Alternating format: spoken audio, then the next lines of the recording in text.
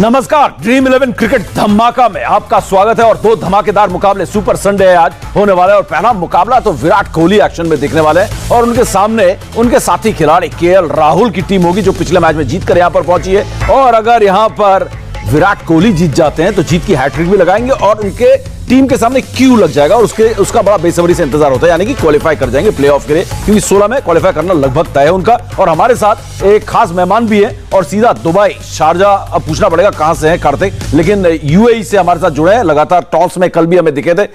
ये देखिए मुस्कुराते हुए मुरली कार्तिक हमारे साथ है। स्वागत है आपका दुबई से। आपसे हम ताजा अपडेट भी लेंगे। साथ में स्टूडियो में मन्नी पाजी हैं और आरपी सिंह भी हैं। हम तीनों से बात करेंगे आज के मुकाबले के बारे में, लेकिन पहले चलते हैं मुरली कार्तिक के पास। हालांकि मेरे को इतना टोका है कार्तिक पाजी ने और आरपी ने कि आपका नाम कार्तिक है, मुरली आपके फादर का नाम है।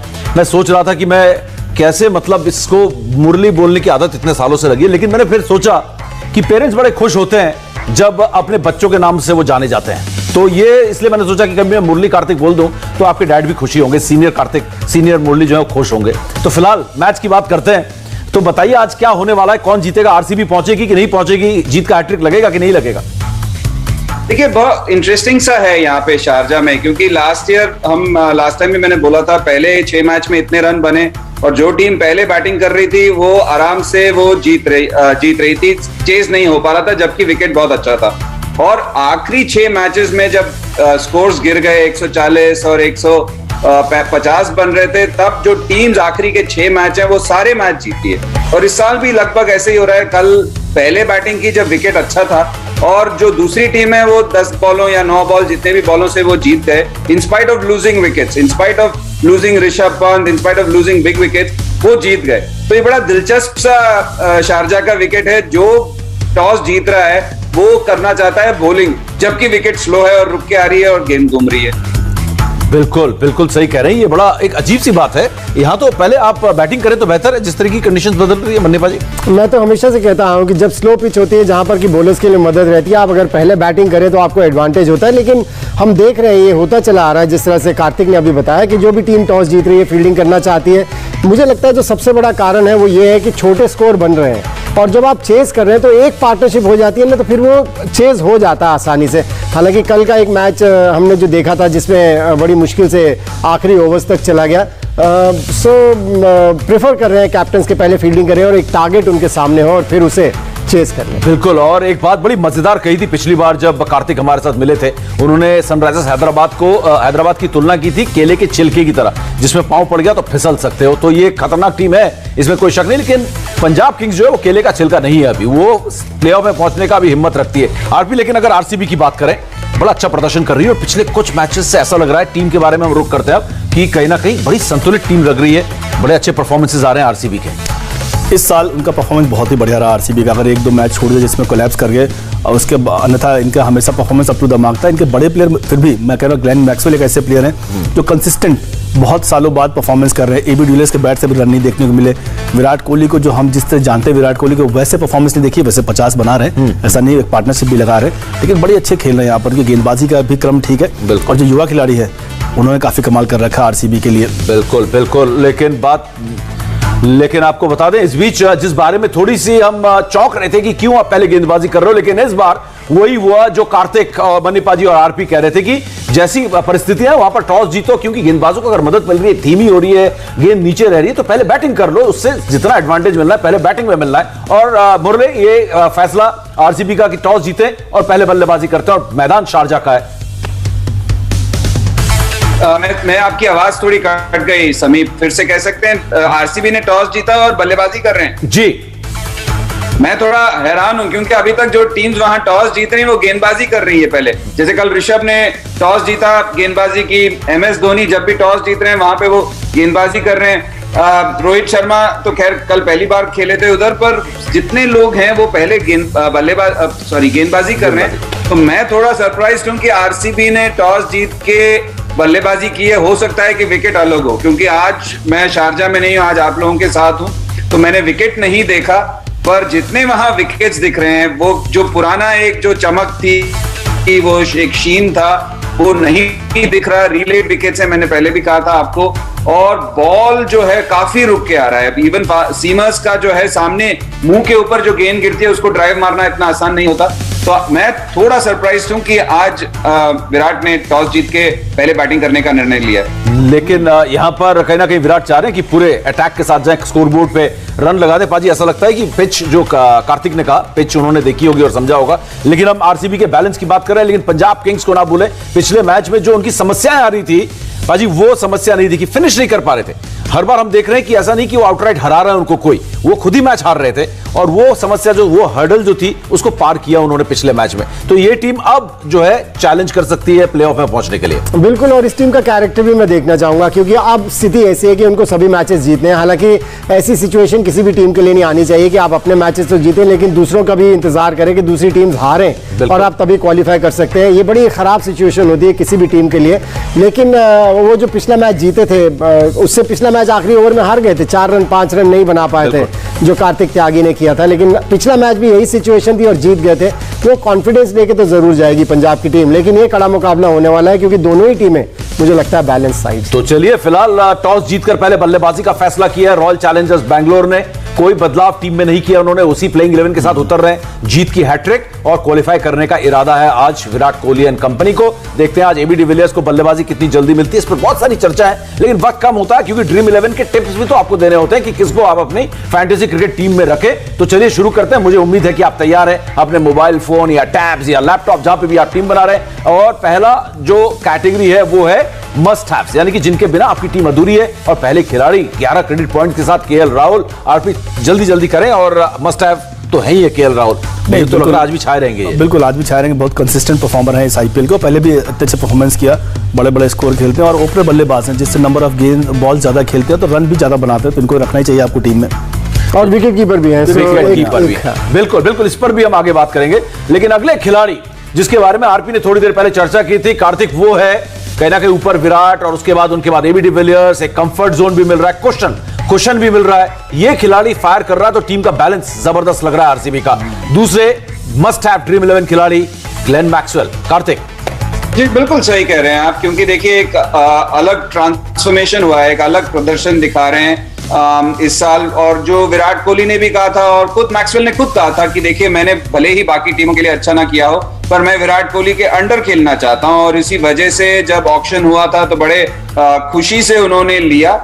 और ये मेरा हमेशा मानना है कि किसी भी प्लेयर को, आप बड़े से बड़ा प्लेयर हो सकते हैं, आपको अगर एक वांटेड का फीलिंग रहता है, आपको अगर लोग चाहते हैं, आपको आपका कप्तान चाहता है, तो परफॉर्मेंस भी वैसे ही निकल के आता है। और मैक्सवेल जैसा प्लेयर ऐसा है कि उसको आप कहीं पे भी फील्डिंग करा सकते हैं। बल्लेबाजी में तो आपने कहा कि एक एक्स फैक्टर है, और गेंदबाजी में भी उनके हाथ से गेंद बहुत अच्छी तरह से छूटता है और इम्पैक्ट दिखा सकते हैं, और दिखाया भी है। कभी रोहित शर्मा को आउट किया, विकेट्स निकाले, तो उनको पावर प्ले में भी यूज करते हैं कप्तान। तो एक बहुत 3 डायमेंशनल क्रिकेटर है और 3 डायमेंशनल क्रिकेटर्स की बहुत सख्त जरूरत है क्रिकेट में।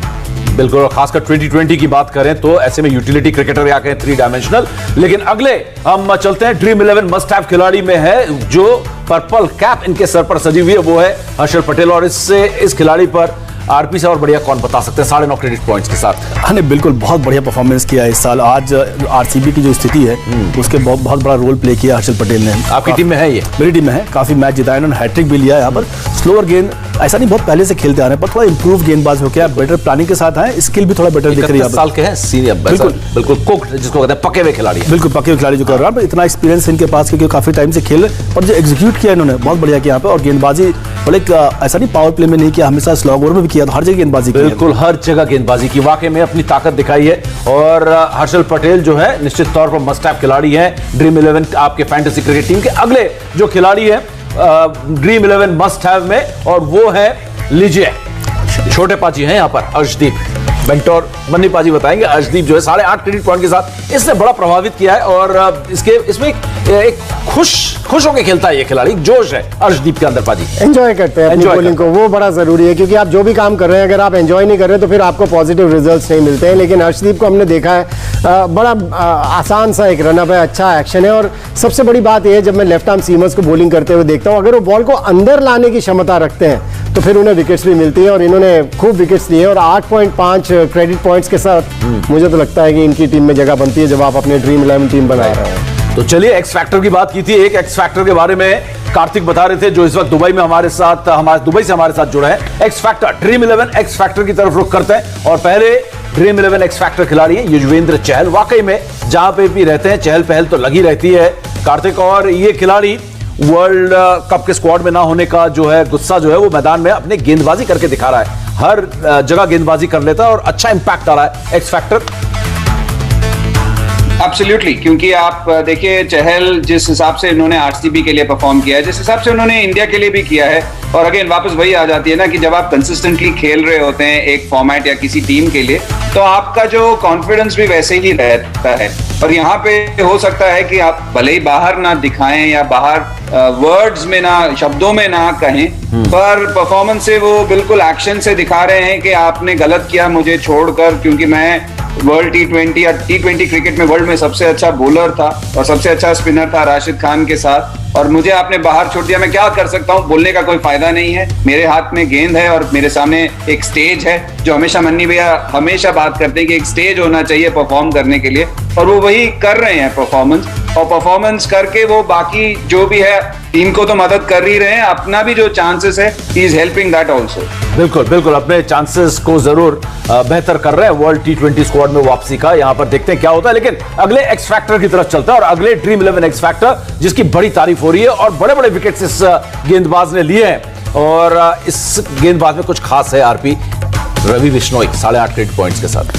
पॉइंट्स तो काफी कम है जैसे परफॉर्मेंस कर रहा है यहाँ पर, और आप देखो गेंदबाजी में ज्यादा गुगली मारते थोड़ा फ्लैट रखते हैं, ऐसा बहुत फ्लाइट देखने को नहीं मिलता इनकी गेंदबाजी में, पर इंपैक्ट परफॉर्मर है, जहां जरूरत होती है विकेट निकाल के देते हैं। और रनअप भी ऐसा है कि आप मतलब ट्रेडिशनल रनअप नहीं है मैं कहूँगा कि थोड़ा जैसे दिखना चाहिए लेग ब्रेक का, थोड़ा इधर उधर करके आते हैं, पर वो कहीं ना कहीं बैट्समैन को डिस्ट्रैक्ट तो करता ही होगा। बिल्कुल, और दो ताबड़तोड़ स्पिनर जब स्टूडियो में हो तो रवि बिश्नोई और चहल के बारे में थोड़ी बात होनी चाहिए। पाजी आप कुछ बोलना चाह रहे हैं बिश्नोई पे? हाँ, एटीट्यूड बहुत अच्छा है ना, मेंटली बड़े स्ट्रांग लगते हैं मुझे। और अगर आप इनको फील्डिंग करते हुए देखें पूरे मैदान के ऊपर, ये जब भी इनके पास मौका आता है इन्होंने बेहतरीन कैचेस भी पकड़े हैं इस आईपीएल में।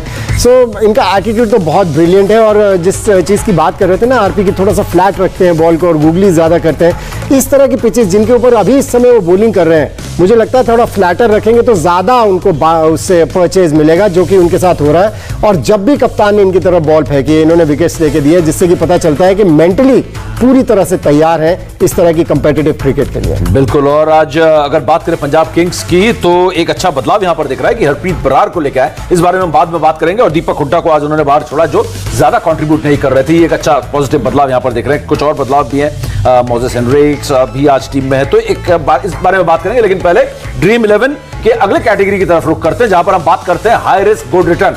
रिस्क है बट किक है, तो ये खिलाड़ी जो है देवदत्त पडिक्कल, मुझे तो लगता है किक ज्यादा है, सही नहीं रिस्क है ही नहीं, रिस्क अभी तक तो नहीं दिखा है, लेकिन युवा है तो शायद यहाँ पर ड्रीम 11 के जो पॉइंट्स इनको मिले हैं उस वजह से ये इस कैटेगरी में गए। कार्तिक अगर बात करें, ये एक ऐसे खिलाड़ी हैं ऋतुराज गायकवाड़ और देवदत्त पडिक्कल, हिंदुस्तान के तो फ्यूचर नजर आने लगे, ये इस कैटेगरी में बिल्कुल फिट होते हैं। देखिए, जैसे आरपी ने बहुत प्यार से कहा कि ये रिस्क तो मुझे दिख नहीं रहा क्योंकि कंसिस्टेंटली परफॉर्म कर रहे हैं। ये होता है कि हमारे जैसा कोई क्रिकेटर हो वो 50 दिन में एक बार परफॉर्म करे तो वो रिस्क रिवॉर्ड सोच सकते हैं, पर देवदत्त पडिक्कल तो काफी कंसिस्टेंटली परफॉर्मेंस दे रहे हैं समीप। तो पर ये जरूर है कि आप अगर उनको देखना चाहते हैं कि कम पॉइंट्स में आपको एक बेहतरीन प्लेयर मिल रहा है तो जी हाँ, उस लिहाज से तो बिल्कुल सही है, पर काफी कंसिस्टेंसी है तो फिर रिस्क कम हो जाता है, आप बड़े रिवॉर्ड ज्यादा दिखता है आपको। बढ़िया है, तो इसका मतलब आपको ये ड्रीम 11 के जो फैंटेसी क्रिकेट टीम बना रहे हैं उनको एक बेहतरीन टिप यहाँ पे मिल गई है कि किन किन खिलाड़ियों को किस कैटेगरी में किस किस कैटेगरी में आपको रखना है। अगला जो है बहुत अहम है और वो है कैप्टन वाइस कैप्टन, कप्तान उप कप्तान, और इस कैटेगरी में वही होते हैं जो मस्ट हैव में होते हैं, क्योंकि मस्ट हैव में होंगे तभी ये आपके कप्तान उप कप्तान हो सकते हैं। और फिर से एक बार फिर दुबई ही चले जाता हूं, दुबई में जाके पता करता हूं कि कौन कप्तान उप कप्तान बना रहे हैं अपनी ड्रीम 11 के। कार्तिक, देखिए, मैं वापस जब आप कप्तान की बात कर रहे हैं तो मैं विकेट कीपर को दूंगा तो केएल राहुल हैं, ओपनर हैं और उनको ज्यादा मौके हैं, और मैं वापस वहीं जाऊंगा, हर्षल पटेल वाइस कैप्टन मेरे। देखिए, ड्रीम रन चल रहा है, आप देखिए कितना फर्क है, फैंटेसी पॉइंट्स में भी सबसे ऊपर रहते हैं आजकल, और एक जब किसी का दौर चल रहा है और हवा उनके साथ चल रही है तो उनको उपकप्तान बनाने का ज्यादा मतलब ऑप्शन बेटर है और रिवॉर्ड्स मिलने के भी चांसेस ज्यादा बेटर है। बिल्कुल बिल्कुल, हवा जो है पीछे से पुश कर रही है इस वक्त, तो ऐसे में उसको ज्यादा जो है बैक करना बेहतर होगा। फिलहाल मनीपा जी, आपका captain vice captain? KL Rahul मेरे कैप्टन रहेंगे और जिस तरह की लय में है मैक्सवेल, मैं उनको वाइस कैप्टन बनाऊंगा। चलिए, आपके captain vice captain? KL Rahul captain और मैक्सवेल सर के साथ जाऊंगा, क्योंकि जैसे वो ड्रीम रन में वो भी हैं। हाँ, अच्छा, वाइस कैप्टन, क्योंकि गेंदबाजी भी करते हैं और बल्लेबाजी अच्छी चली रही है उनकी। तो देखिए, दुबई और दिल्ली में जो है सोच में थोड़ी सी फर्क है लेकिन मुरली एक तो मजा आता है ना। कार्तिक, मुरली कार्तिक। समीप मैं मानता हूँ मेरा नाम कार्तिक है, पर दुनिया में मैं कहीं किसी को फोन करता हूँ और कहता हूँ कार्तिक बोल रहा हूँ, तो वो भी नहीं पहचानते जब तक मैं मुरली कार्तिक। तो ठीक है, वो मैं फिर मुझे बोलना पड़ता है कि मैं मुरली कार्तिक हूँ, तो फिर लोग पहचानते हैं। तो ठीक है, आपने जो बोल रहे हो वो सही है। मेरी पहचान मेरे पिताजी की वजह से, तो दैट्स फाइन। यस, एग्जैक्टली, बिल्कुल। और पिताजी बहुत खुश होते होंगे। Good son. हाँ, गुड सन। सबको सबसे ज्यादा प्राउड मोमेंट ये होता है। लेकिन जाते जाते कार्तिक, किसका पलड़ा भारी है? सब कह रहे हैं आरसीबी का है। आप क्या चांसेस दे रहे हैं यहाँ पर? दोनों टीम में कैसा मुकाबला है यहाँ पर? देखिए, मैंने लास्ट ईयर, आई थिंक आपने मेरा पोस्ट मैच प्रेजेंटेशन अगर सुना होगा विद केएल राहुल, तो मेरे को बस ये फीलिंग था कि लास्ट ईयर भी ये लोग ना थोड़ा एंड में ऐसे ही, इनके कितने सारे सुपर ओवर्स हुए थे लास्ट ईयर भी, और इस साल भी ये लास्ट ओवर में जाके या तो हार जाते हैं या जीत जाते हैं। तो मुझे पता नहीं क्यों ऐसा फीलिंग हो रहा है कि ऐसे टाइम में ना वो ज्यादा फड़फड़ा रहे हैं और ऊपर जाएंगे, तो और ऊपर से सेकंड बैटिंग कर रहे हैं, तो मैं थोड़ा पंजाब के साथ हूं इस बार। चलिए, thank you so much Kartik इस पूरी बातचीत के लिए। और जाते जाते सिर्फ पंजाब या आरसीबी? पाजी, टाइम खत्म हो चुका है। मैं भी पंजाब की तरफ। आरसीबी। तो चलिए, यहाँ पे थोड़ी बहुत प्रेडिक्शन भी मिल गई। इंडिया टीवी हर वक्त हर जगह डाउनलोड करने के लिए सर्च करें India TV news Google play store या ऐप स्टोर पर।